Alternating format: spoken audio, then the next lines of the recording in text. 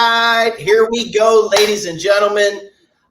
So glad that you guys all could just really kind of tune in tonight. I have a very special guest. Again, for you guys that don't know who I am, my name is Clinton Mansfield, CEO and founder of the Provoke Coach, but also the Provoke Coach podcast, where I get an opportunity to actually share provoking stories from people that have really kind of got into my head a little bit over the years and really kind of helped to really kind of provoke me to do a better job. So the gentleman that I'm introducing, Mr. Jake Devita, he's a CEO and founder of a company, really out more into the Tampa area, right? So on the other side of Florida from where I'm at and where he grew up. He has built an awesome company, a power washing company, Tri-County Power Washing. And, wow, Jake, I'd love to have you on, man. I know you were in corporate America for a long time and you got a great story to tell. I'll give you the floor now, man. Thank you so much for being a part of this. Hey, thanks, Clinton, for having me on. Appreciate it. Yeah, for sure, man. So, yeah, us, who is Jake and, how'd you come up with all this? It's like you said, you get to a point where you're at where you either got to jump or tie yourself to the chain a little harder. And it came to a point where, I was in a position in my life to start a business. I didn't put to me, it didn't really matter in the beginning what it was. I just knew I had to be in a service where people needed something they needed to do that they wouldn't do themselves, basically. Yeah. It's funny that you said that, kind of at the beginning is that, you were, I guess, okay with it going however it went, but, was it just consistency and really showing up every day to kind of create your own system? Because, all for nothing, Jake, you came from, an opportunity that I know because, you and I came from similar, backgrounds as far as opportunities to where you had, the good American dream, you had the good job, the stability, what really kind of took place for you? Well, that's not, I think all of us at a certain point are trying to be successful to a point that, you're willing to give up a lot of who you are. And, the money is nice but what they get from you in any corporation is just not fair. And if you're going to try and, figure some things out, you're giving any business you work for probably 90% of of the profit, meaning you're making 10%, maybe less of what you're making them. And, at a certain point, that how much more can any business take? Their goal is to move forward as a business, not necessarily to care about my well-being in all cases. Right. Absolutely. And that's funny that you say that, Jake, is that, you and I have known each other for a long time. We're getting old, so, nearly 20 years. And, you've always had this way about you to where, any business or really, I guess, area that you've worked at and worked with, you've had this unique ability to get and create these relationships in the community. Has the corporate training, I guess, helped you kind of with that part of business as well, or? Listen, there's a lot to be said about being part of that world where, you have to be structured. You have to show up. You have to iron your pants. You have to shave. You have to, play the game. And you know what? There's a lot of benefit for a lot of people. I've always been that way. It didn't matter if it was as a mechanic or, doing sales or leadership. That part, if you don't get the basics, those are things you learn, in college, in the military. You learn those in a bunch of different places. And if you've made it, to a certain age and you're learning that, that might be the first instinct that you need to kind of pay attention. Right. Absolutely. Well, and I guess, it's funny that you say that, I want to kind of, roll back a little bit, so here you are, you have this successful business that you've been doing now for how many years? We're going on 2 years. Wow. Yeah.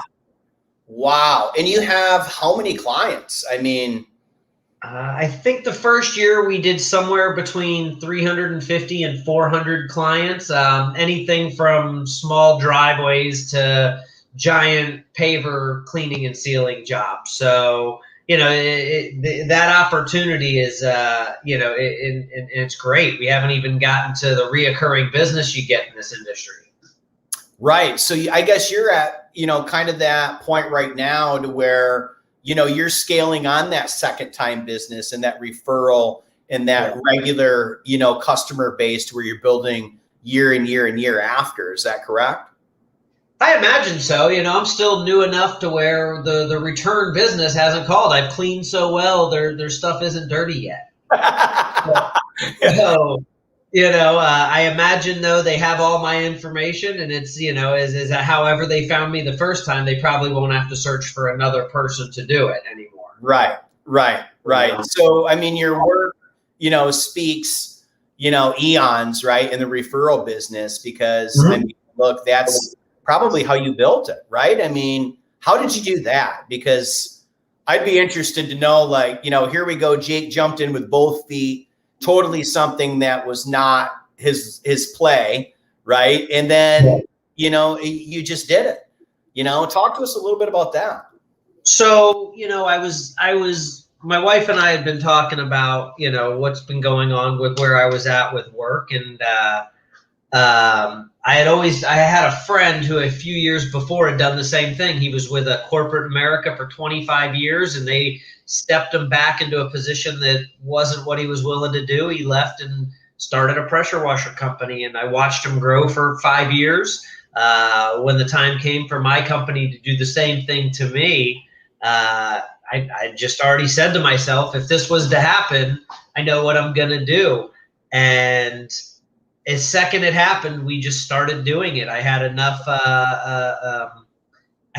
of where I was at, and the fear of starting something new was less than the fear of staying where I was at. And I think everyone gets to that point that there is no negative about going forward. So, we started the business.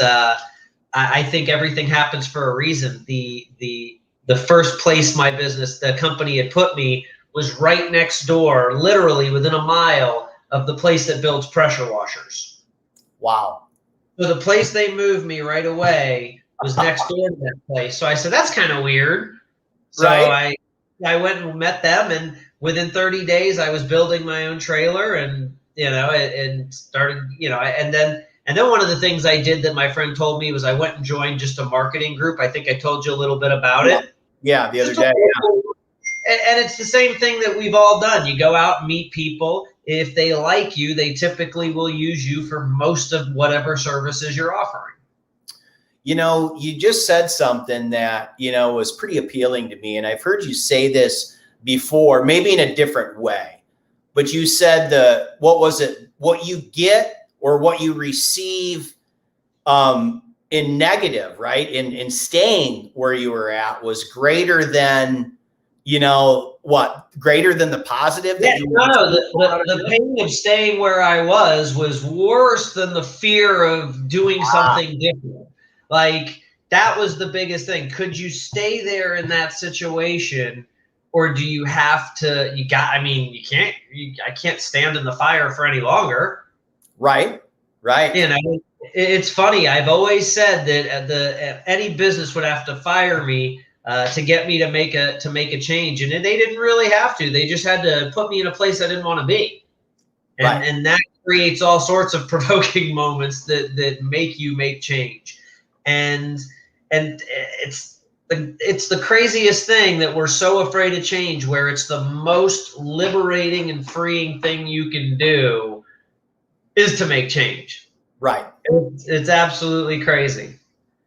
Now, let's go back even further, right? Because this had to really come from someplace. And I'm not talking about leaving corporate America, because you got a great education there, right? It's like getting a PhD and business and in sales and in people and all that kind of stuff. And now you're out in the real world, right? Now you're a business owner, Jake, that has a little bit more responsibility just with himself.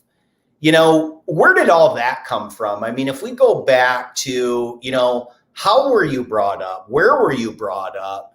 Who instilled this, this side of you that has allowed you to be successful at where you're at?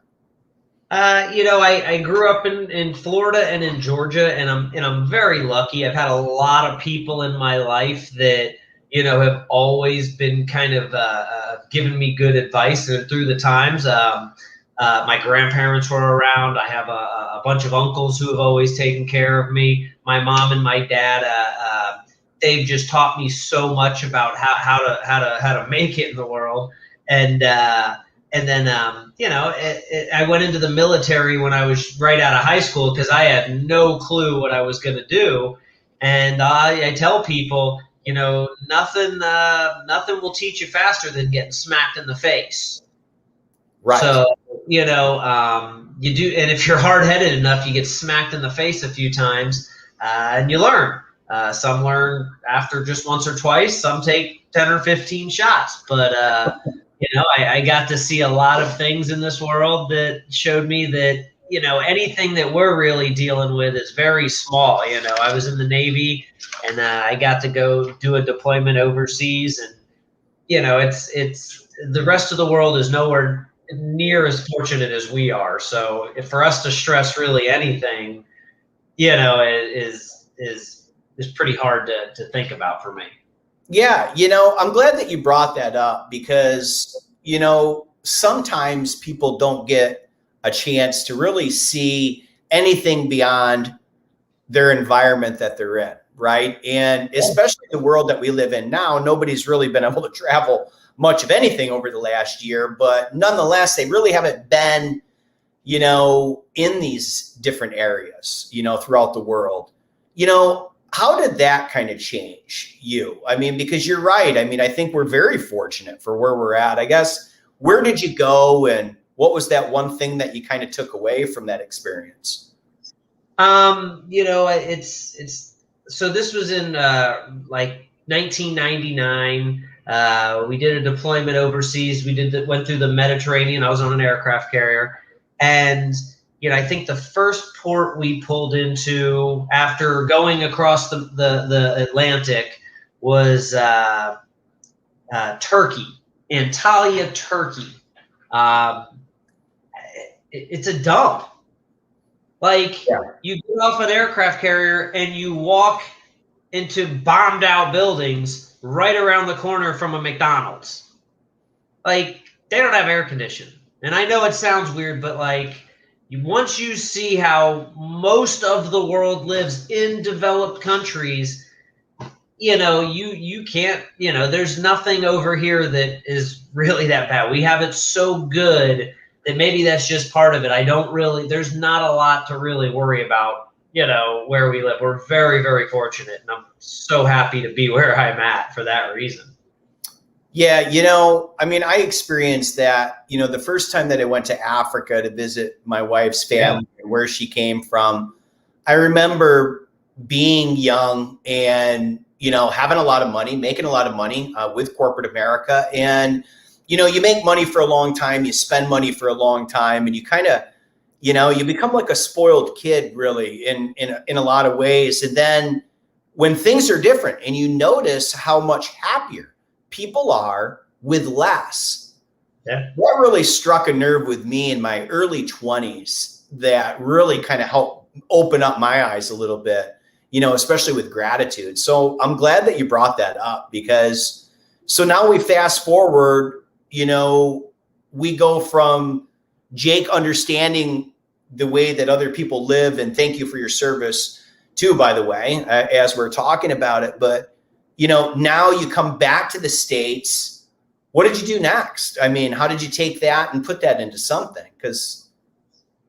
So, it's with everybody, one of the big moments in my life was in the Navy is before my first term was up, I ended up getting kicked out of the Navy. Oh, wow. Yeah. Not a lot of people know that, but it just for smoking pot, and they had a no tolerance policy, but I got out a month and a day before 9/11. Wow. So, the ship I was on, the George Washington, went to New York Harbor, and I was sitting at my mom's house wondering what I was going to do next.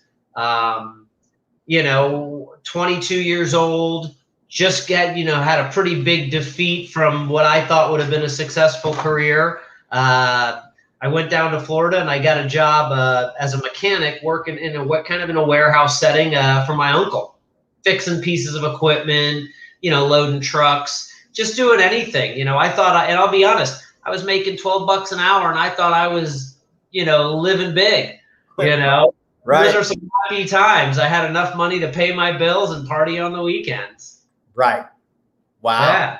So you came back to this, and then I would imagine, because I know you were a mechanic, right, in the military as well, right? Is that what gave you the tools? No, I've always been a handy guy, my whole life. Okay. You and I are at an age where, your first car, you probably changed the oil. Right, exactly. You were at an age where you couldn't make a phone call if you got a flat tire. So, I think we're all just a little bit handier out of necessity. Right. But those are things that I enjoy. I don't mind. I like to know how things work. And, that's since I was 15 years old, I've always taken apart motors and taken things apart and put them back together. I mean, the beautiful thing about machines are they only work really one way. So you can figure out a way to take something apart and put it back together. I mean, it's not rocket science. Yeah. Well, and it's funny that you say that. If you can figure out how to take something apart and put it together, you're going to figure out how it works, right? You're going to figure out how it runs. Yeah. I mean, do you kind of think that you've taken some of that, Jake, and really kind of applied that to, to running a business as well? I mean, because, you were, I'm assuming you're going to talk about this afterwards, to where you weren't a mechanic and you did go into a totally different, career choice at that point. What happened next? When I went after that. So after I got out of the military, or after I was a mechanic? Well, after you were a mechanic for a while, Florida. I'll tell you, a mutual friend of ours, started working for the same business we worked for. And, for years he had told me, you have to go do this. And I was like, I'm not going to do that. And, again, timing in life happened, and I actually got fired from a maintenance job because I really hated it. And, I went to work at doing sales, and, instantly I think you understand, like, just the ability to get people to do something, voluntary, and because you're asking them to, it's kind of a rush. Yeah, for sure. So you kind of caught the buzz of sales, and you're right. I mean, asking somebody for their wallet, right, without you going to jail, right, and doing it in such a way to really get them to pay you money and sell something, kind of caught your attention, so you did well with that. Where did the leadership part come in? I think that I like things to be done a certain way in my life. And if I think it's going to benefit, I've always been that kind of A type of personality. Even in the military, I was always the one volunteering for that next position. Two parts. If I'm going to follow someone, it needs to be kind of in a way that I can understand. And the best leaders are the best followers. So in the military, you learn to follow people who you might absolutely hate, but their orders are coming from someone else. And if you can follow it, no matter who it is, you could probably lead in the same manner. So, in sales, if you learn a system that's duplicatable and you can teach it effectively, you're going to be able to grow. Right, exactly. So you not only caught the buzz of influence and sales, but you did well at it. You had, some discipline, right? From not only the military, but how you were brought up. You learned, some valuable lessons in, being able to learn and understand how things work. And then so you've really you're picking up these tools throughout your life, from these different opportunities that you've had to kind of then create and duplicate yourself. Now, so let's talk about that for a second. So you did a great job in sales. So then naturally people followed you, right? And you became a leader. What happened next? I mean, what made you even go further up, the ladder at that point? Were there some things that you kind of picked up that you loved, or? Here's the deal. You make money, and that's the first and foremost. So you get kind of addicted to that. Like, right. Let's call it what it is. You start making more than most of your friends. You get a little bit excited, but you try to stay humble. The next thing for some people is to just go all in and buy more shit they don't need. Sure.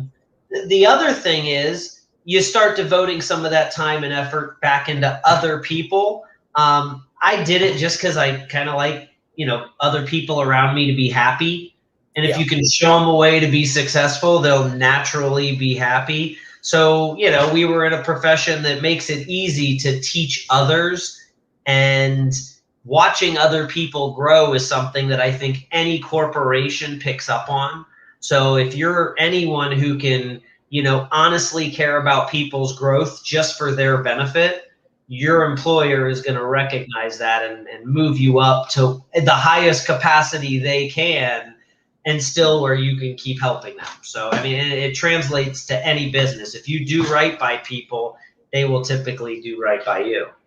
Absolutely. And do you think that you've really kind of taken, some of that philosophy, and I would imagine you put that into the service for your clients, and interacting with them and the customers that you've had over the years? Because, I've done a little bit of research based on, your line of work.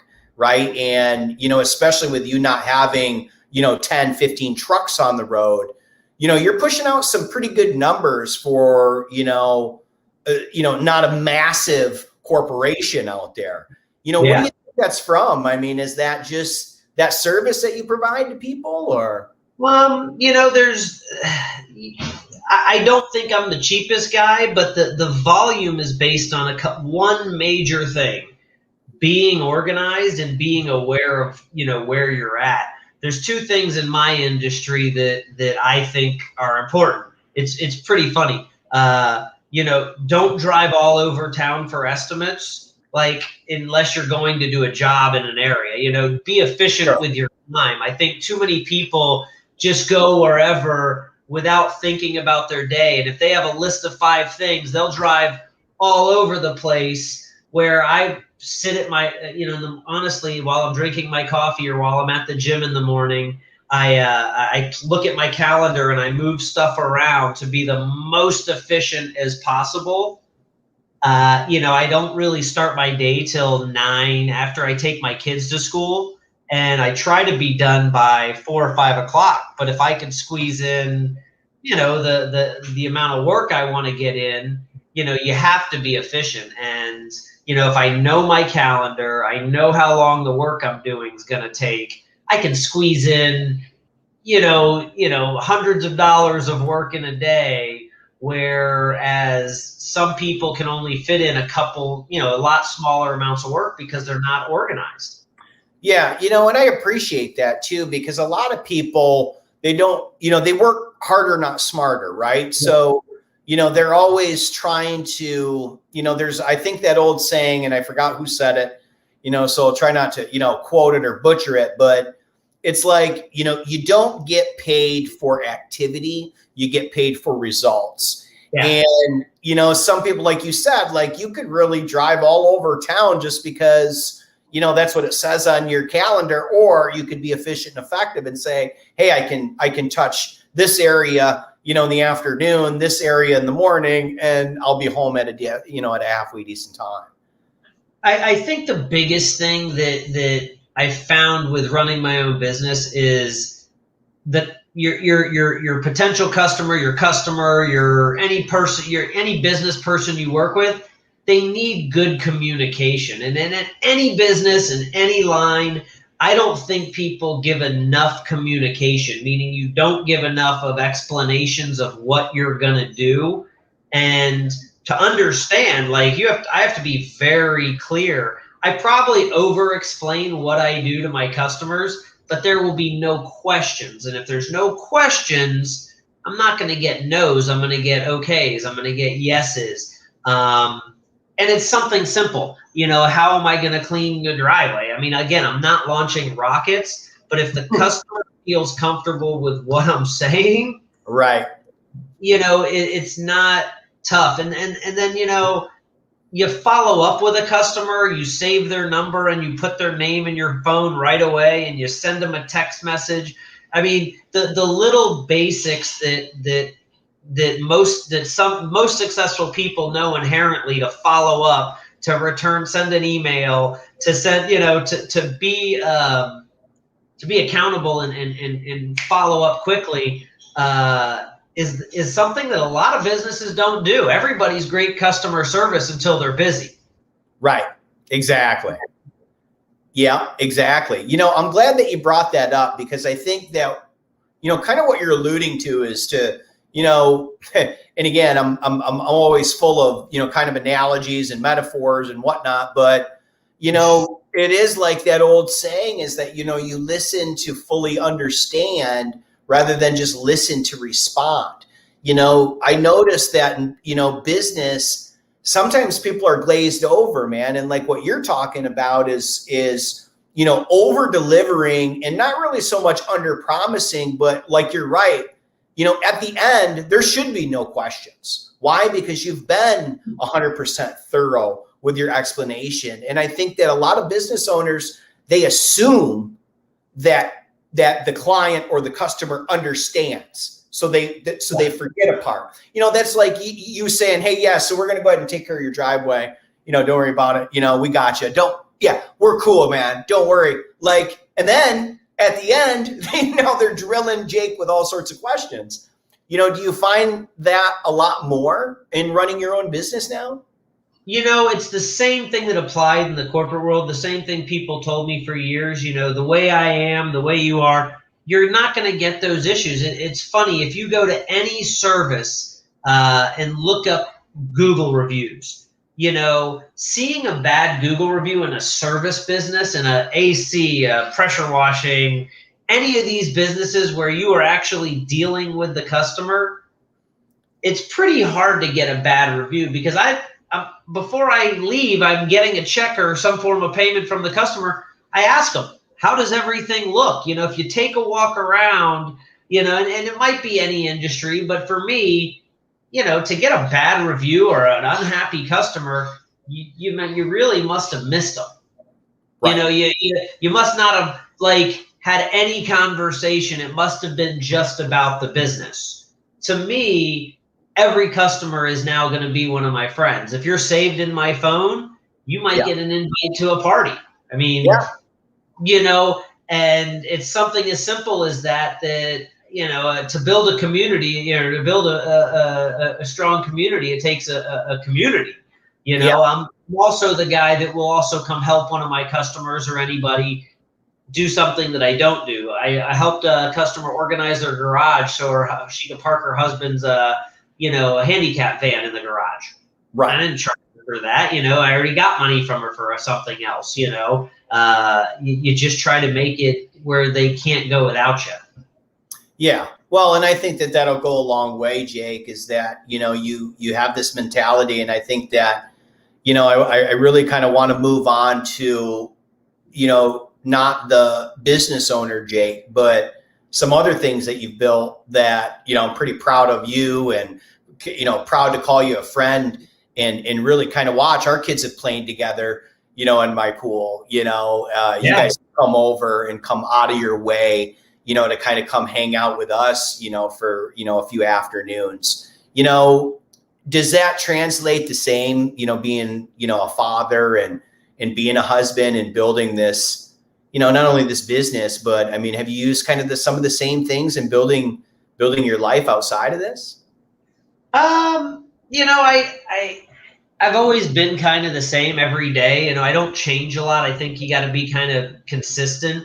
But no, I think, relationships, I think the people that I've interacted with through my life, they all play a very integral part, throughout your life. And I think the most unfortunate thing is with people these days, we don't get to stay in touch with the people that we want, even with this type of communication, not because we don't want to, but because we're busy. It's hard to remember to call those friends that are in different towns. I tell people all the time, or I tell the people that I talk to, that being an adult and being responsible is hard. It's not really that fun. I mean, it's kind of rewarding, but nobody really wants to grow up to be an adult, and it kind of stinks sometimes. Right. So anytime you can keep relationships and with like-minded people who are on the same path, and as a guy, as a married man, my goal is to always introduce my friends or my wife to my friends' wives. Maybe they'll hit it off and I can go play some more golf. I mean, that's always my You got that right. That's awesome. Well, that's always the goal. So, I mean, Yeah. I enjoy people, and we, like I said, you don't have a lot of time, and the more time you can spend with the people you enjoy. Yeah. I mean, what's more important with that? That's the best thing about running my own business, is the amount of time I get back to give to the family and the friends. Yeah, absolutely. Well, and that's important too, because, I know your kids are, they're at an integral age, I mean that, it's important for you to be around for them. And, look, in opportunities sometimes, whether it's corporate America or whether it's running your own business, it's not always easy, to separate that time, but, I guess, if you were to give somebody, some advice, that might be listening either now or later on, on iTunes, what piece of information or piece of advice could you give them, Jake, if they do want to move on and build their own business? Is there one nugget you could give them that, would kind of help them build what you've been able to build? There is, I mean, this is very simple, but I don't think people are really aware of this. There is so much opportunity out there right now to make a living, and not just any living, a great living. The amount of opportunity is not, most people would not even believe, so be aware. I don't think people are very aware of their surroundings at all times.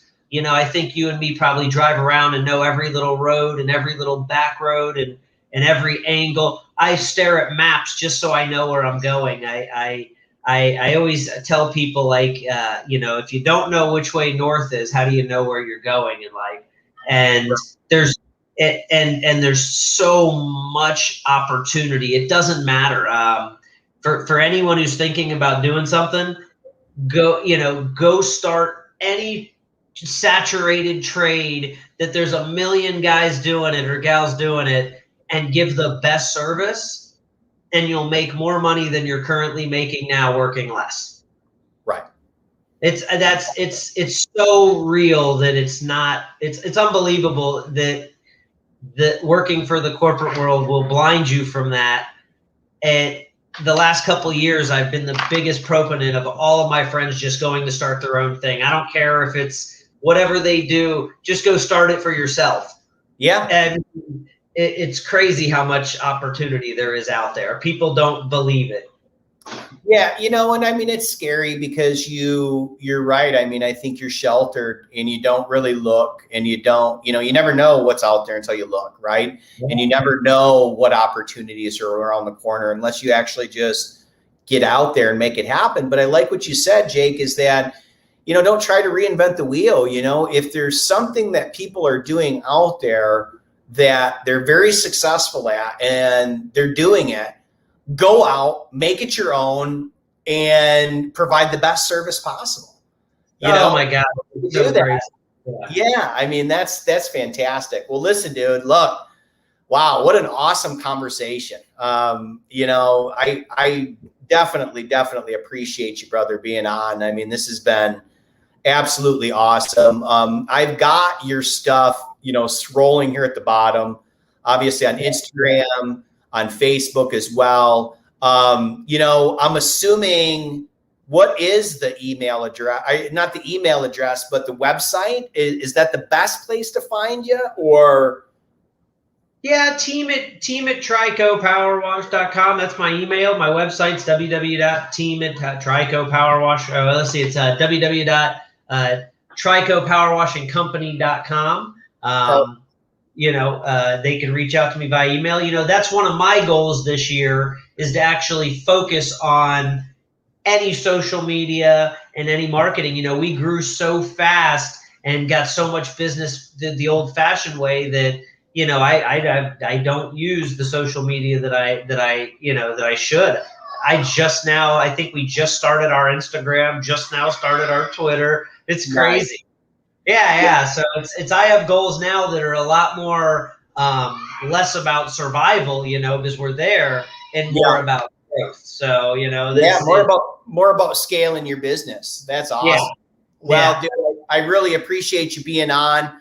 Again, guys, we try to, share these provoking stories, throughout, hopefully every week, maybe every other week.